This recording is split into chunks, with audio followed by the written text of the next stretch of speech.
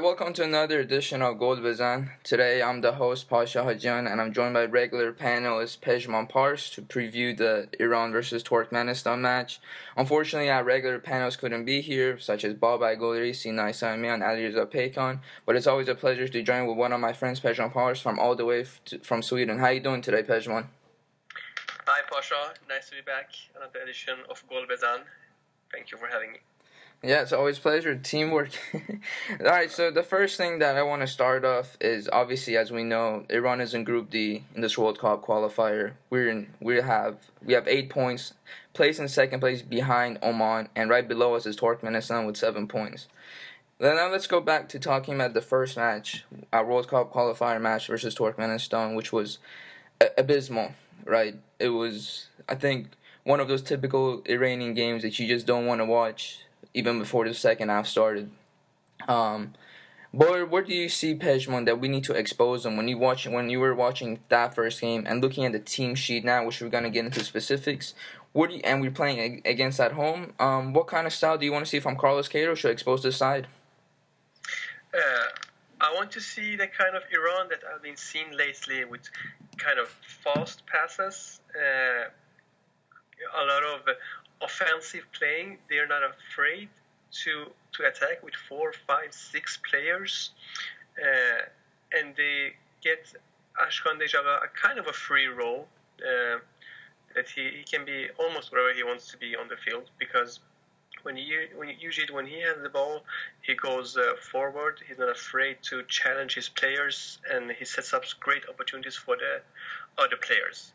He also wants to score himself, and that's maybe a big frustration inside of him. But I'm hoping for a attacking, cocky football that doesn't let Turkmenistan to rest 1 second in Azadi Stadium. You know what's interesting enough is that looking at this team sheet right now, he's invited 5 strikers: Mehdi Taremi, Sardar Azmoun, and Kaveh Rezai, Reza Guchenejad, and Karim Ansarifar. But also sources told us that Reza Guchenejad has told that he's not going to join with Team Melli in order to, stay fit for his club in Charlton. My question to you now is, when you say a free role, do you want to see the fluid 4-2-3-1 with Ashkan in the middle? For example, we could have possibly Jahan Bakhsh on the right flank, or left with Vaid Amiri, or is there something else that you want to see? Because I feel that in order for us to expose this side, we need more attacking threats. And what's interesting is that in the last couple of games, we've seen Sardar Azmoun, Mehdi Taremi, but sometimes Mehdi Taremi is always on the right flank, or sometimes he comes into the middle. And that's what the discussion we were having with the boys earlier, that it's interchanging. You don't know exactly where Ashkan is really playing. You don't know where exactly Taremi is. It's because it's a fluid thing. The system keeps changing. Do you want to see Ashkan in the middle, and the number 10 role right behind Azmoun, or would you rather perform on the flanks, or would you rather see somebody else in the middle? Because we don't actually have a number 10, unfortunately, and that goes back to not producing enough academy players or something that could get us to this level. Where do you see that, Pezhman? Yeah, I agree with you that we don't really have that number 10 player. So therefore, we shouldn't maybe force someone who's not good enough for the national team to have that role. But at the same time, I think if someone would be going to do that, that would be Ashkan. Mm-hmm. But I don't see him as a number 10. I see him more on the right side, maybe sometimes even left side, but say on the right side, because he have the pace to actually outrun his opponents. That's something maybe that he can't do if he will be in the middle behind the forwards. And he usually, when he has the ball, he comes inside the field anyways. So why not let him do that from his right side when he can attack with speed and give that golden pass to maybe to Osman or some other player. Taremi, he have responded quite well under Queiroz, and I think he will play again from start. I doubt if he'll get 90 minutes, but somehow I think that even if Ochanejad is back and Ansarifad is scoring again in Greece, I don't see Osman's place being a threat, and that could be really important for us, having a player that is in good shape and knows that the coach relies on him and trusts him and lets him play the game that he wants to play. But maybe he won't get 90 minutes, but Osman have been really effective for us, and his team, his team player Ashkan Dejaga have been good for him. I hope that can continue. Speaking, I just want to keep remaining on this topic because somebody that we haven't seen in this last couple of games in the 26-man list because he wasn't, part of the team, is Masoud Shojai. Masoud is back, and he supposedly might get a chance on the number 10 role, which a player that I think that has passed his peak. Not the same player as he used to be. When he's really frustrated, you always seem keen that he's going to end up getting a red card. And unfortunately, this goes back to not us producing enough players that when the time comes and these guys are aging, they need to go. And he's one of those players that I'm still shocked that keeps getting involved with the national team. As much as a great player he used to be in the past, unfortunately didn't get to that level that we always thought he was going to be, or that's just me personally. Where do you see Masoud in this team, Pezhman? Don't you think that it's time for Queiroz to stop relying on all these supposedly veterans and go back into trying to find some youngsters? Like for example, he brought this young lad Kemal Binia, plays for Persepolis. I was watching Derby. He did really decent well, and I think that's why he got one of the call-ups. He's just been doing well. And then we're going to go talk about our defensive line and stuff. But, it's going to come to a point that he needs to realize that, hey, we're going to Russia. This is World Cup 2018. We can't always rely on these guys because the team is aging. This is an old team, to be honest, He needs to bring some more youth players in or just interchange it, because this is the likes of Turkmenistan, and we should beat Turkmenistan any day on Azadi. So what do you think about that? Well, speaking of Masoud, I'm actually one of his fans. So it's even more frustrating for me to see him not getting out his potential. Yeah. Because I think he still got it. I think he's still not crucial, but can be a part of the squad. But for World Cup 2018, I don't really know.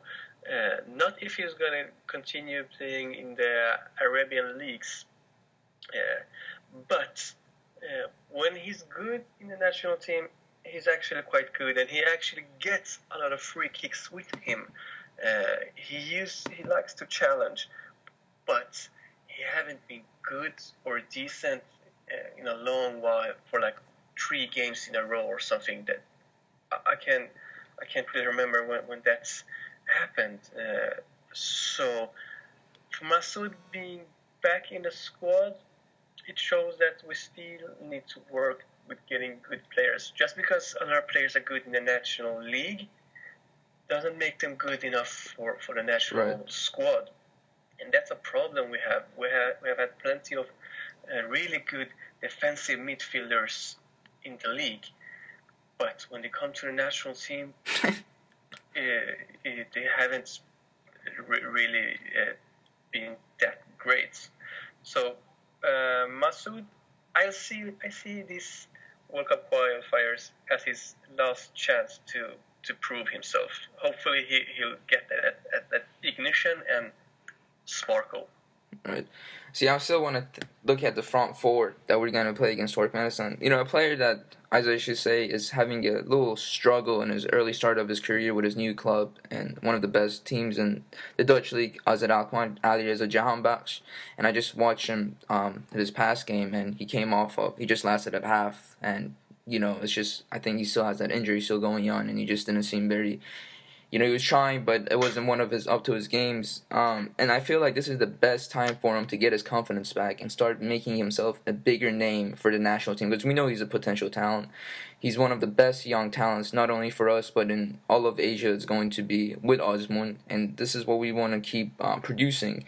I'm going to ask you this question, Pezhman, because I definitely want to see him getting featured, and I do actually want to get him to see him start against, because Turkmenistan is not a big Asian country, when it comes to the footballing aspect of it, and it's always good to see these youngsters getting more playing time against them in order to get their potential up, becoming more confident part of the team.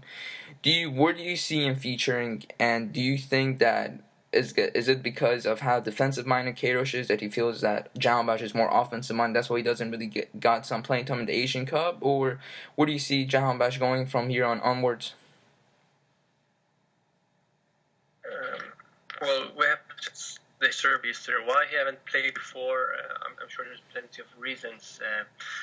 He had been injured, or he haven't found his right position in the national team.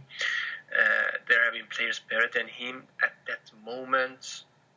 There's a couple of different reasons, but today for me, Jahanbakhsh is one of the most important players that we have. His developments in the Dutch league in Holland have been amazing. From being more or less a nobody in a small team to being a part of a big team in Holland, one of the strongest the 5-6 couple of years. Always in the European competitions, and now getting back from his injury, he will get playing time. He will get even better, I think, and his team will get even better too, because they actually been quite awful so far in the Dutch league, and they're about to lose their regularity in the European leagues. I think that Queiroz really needs to find that Alireza Jahanbakhsh that the Dutch coaches have found so far. Because, to be honest, Jahanbakhsh haven't done anything in the national team that will put his name in the history books. He haven't really proved himself, and I don't know whose fault that is, but I know that it's the time now to make him an important player in this squad. That means if he's going to be in the right side, I would prefer him before Ashkan Dejaga on the right side, then maybe put Dejaga on the left side. That means Amiri would be out. Then maybe Amiri, if Queiroz wants to play with him, should play like a number 10, or he should be a substitute. So he have to be a part of the starting 11, and he have to find his the best out of him. If not, then that's a big failure from Carlos Queiroz if he can't use the potential that Alireza Jahanbakhsh has. Because that's true, because he was more of an established player for his club, NSC Nijmegen, than he was for the national team, and that just shows back to maybe he just keeps going back to picking veterans instead of these youngsters, giving him a chance, or he just doesn't believe in them at this moment. Pezhman, my next question that I've speaking of which, that we always talk about this, is about Queiroz tactics, 4-2-3-1, that at sometimes looks very predictable. We could predict like maybe 9 out of the 11 players who's going to be on the pitch, right? And Bobak kept saying that we should revert to a 4-3-3, a traditional 4-3-3, with 2 wingers and a striker up top, an attacking midfielder, right in front of the 2 holding midfielders, or in the pivot role or whatnot. Do you still think that we should revert to a 4-3-3, a natural 4-3, instead of a 4-2-3-1? Because we have now more pacey wingers, especially Jahanbakhsh is back in the team now. Or do you think we should stick back with a 4-2-3-1? And what are your thoughts on that? For me, to be honest, the numbers are irrelevant to me. You can call them basically whatever we want. The football of today, you basically have 2-3 different kind of formations depending on how the game develops. A 4-2-3-1 it's on the paper, But if we have the ball a lot, it maybe quickly turns out into a 4-1, 4-1, or whatever you want to call it. So for me, the numbers aren't important. For me, the important thing is, as you say, how can we use our wingers? Yeah. I'm sure we can use them as well as in 4-4-2, as in 4-2-3-1, or whatever. What I hope and what I wish for is that our solid defending would stay the same. Just because we play against weaker teams doesn't mean that we don't concede goals. We've seen that we concede goals against weaker teams, and maybe we will do that against Turkmenistan as well. If we have a decent defending team, the opportunities will come sooner or later. Even against great nations in the world, you always get a couple of opportunities. We saw that in the World Cup as well against the Argentines. So anything can happen, but we have to have that solid defense. And now looking at the midfield role, basically the holding midfield role, it seems like whenever you play Andronic Taimouri and Omid Ibrahim, they're very similar in the sense that they're not very mobile. Do you want to see another youngster in there like Saïd Zatola, even though he hasn't been playing for Rosso because of contract issues, but he had a great game against Japan. Where do you want to see, who you want to see in the center midfield role against Turkmenistan? I think I still want to see Taimourian and Ebrahimi, but Zatolai, he needs to play for his club. Playing in a national team only, that shows, first of all, how much Queiroz see in him and trusts him, because he haven't played a league game for quite some time now, and he needs to do that. So to throw him in these important games, I think he needs to develop. With that being said, Ebrahimi is the choice that we don't have anyone better. He's not super good, but we don't have anyone better. But he's done, as I said before, he's done great in the league with Sepahan, and he's done great with the league now in Esteghlal. But in the national team, it's quite different because there's a different tactic and another coach. But still, I think that our midfield, our defensive midfield, or Iran in general, have played attractive football for once in these last games, and the pace of the game and of the ball is much faster. And maybe that's due to Ebrahimi and Taimourian.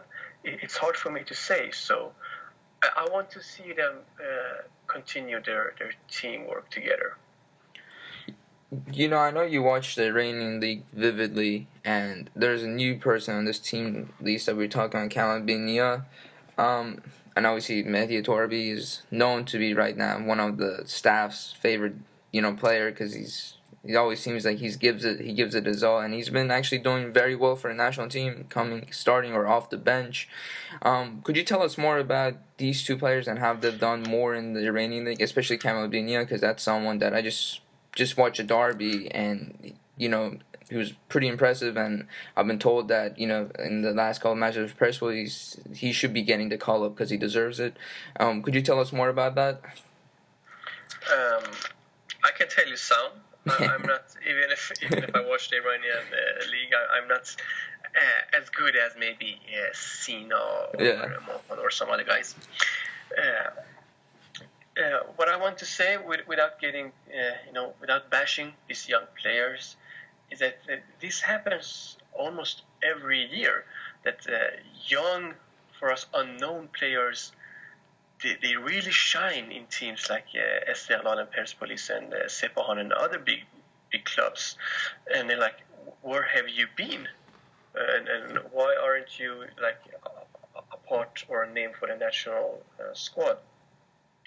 I think that with maybe at least this one to hope that with Queiroz, and we really want to go to the Olympics with our other coaches, Hakipur. Maybe we see the potentials in these young players in a different way that we used to do, or maybe that these young players know that the lack that they know that the young players before them that were good lacked in so many other things, such as understanding tactics and getting correct instructions. Maybe, and this is just speculation, players like Kalbinia or the Mohammadi brothers in Rohan, maybe their tactical understanding is much better than young players 10 years ago that we had, that were awful in the tactics but were really skillful and talented in other effects. So I can't really give you a good answer why this guy is good and what he has done good. And unfortunately, to be good in Persepolis these days is quite easy. Yeah. They're not doing so good.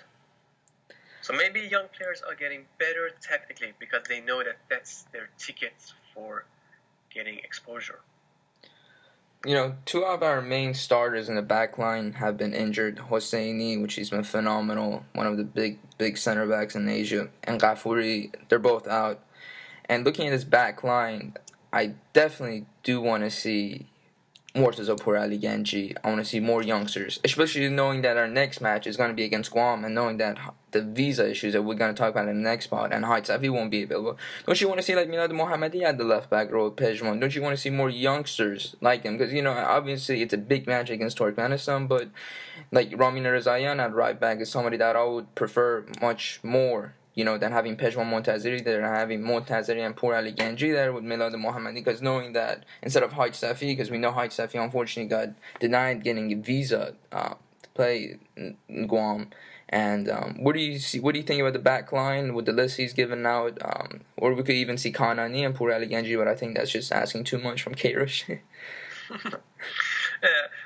First of all, I forget to say that Kamyabinia, he isn't that young. He's like 25, 26. Jesus Christ! All right, that's just a raining football for you. But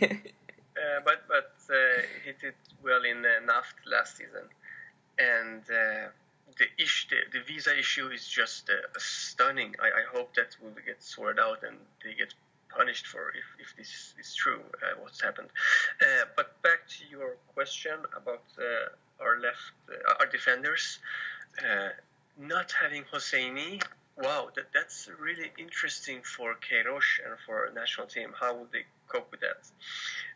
I too hope that Mortaza Pourali Genji will get a start because he's a regular for his Chinese club, and he actually scored, I think, a week or two ago.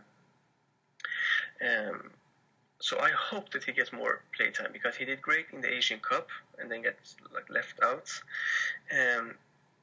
Kanani, well, you never know. You say that before you said that we are good in predicting the Carlos Queiroz start lineup. This one's different. This one's different because Hosseini and thing is out. Especially knowing that the match against Turkmenistan when we didn't have Hosseini, we look atrocious in the back line because he's a proper leader, and when he's on the pitch, we feel more influence and being more positive towards the game. The back line is more stable, which now he's not going to be there, and that's what we conceded against Turkmenistan, which will be interesting who he's going to field. So that's why I'm asking you, Pezhman, what do you think is going to happen? I think Mortaza Pourali Genji will get that place. But who will take Burak Ghafouri's place?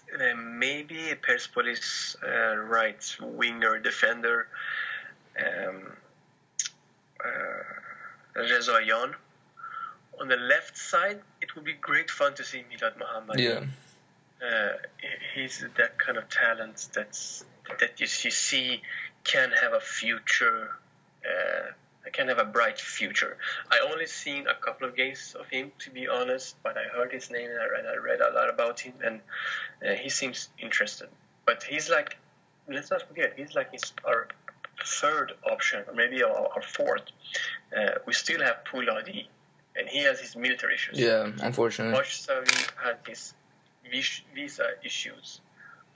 I'm sure if Bekzadeh would be available, he would be our third issue. I've heard the name, so he's not our number one choice. And that will maybe scare off Kierosh and put in maybe Pezhman and Montazeri on the left, and Kanani on the middle with Portapura and Ganji.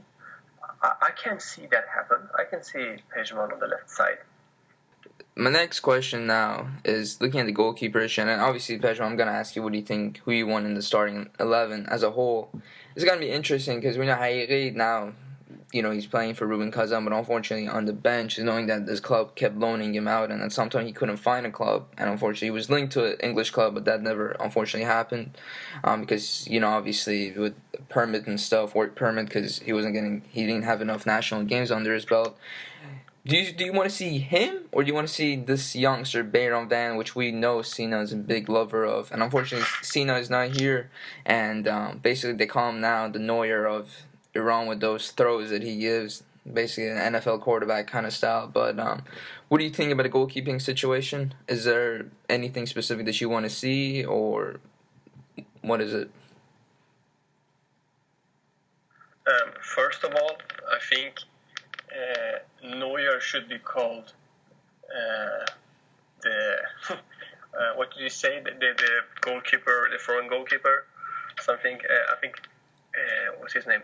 Bayraman is way better than Neuer and a lot of top players in the world today of throwing the ball, not being a goalkeeper. Yeah. So about your question, well, we have a big problem with Hariri. He is a really good goalkeeper, in my opinion. He have developed very much from Paris Willies. Yeah, but he must either have really bad advisors or a bad agent. I don't know, because playing regularly in NFL in Portugal, although it was a bad team, he played regularly. He chose to come back to Rubin Kazan when he was loaned out, so maybe he didn't have that much of a choice. But he should know, or maybe somebody should tell him that he's not the first option.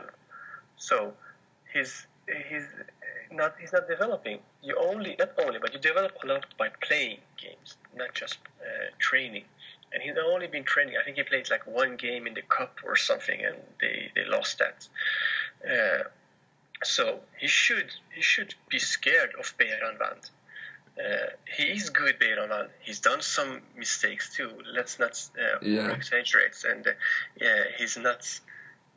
I don't feel more comfortable with Bayram, but I think he's a really good replacer so far. And if he goes to a club in Europe, hopefully.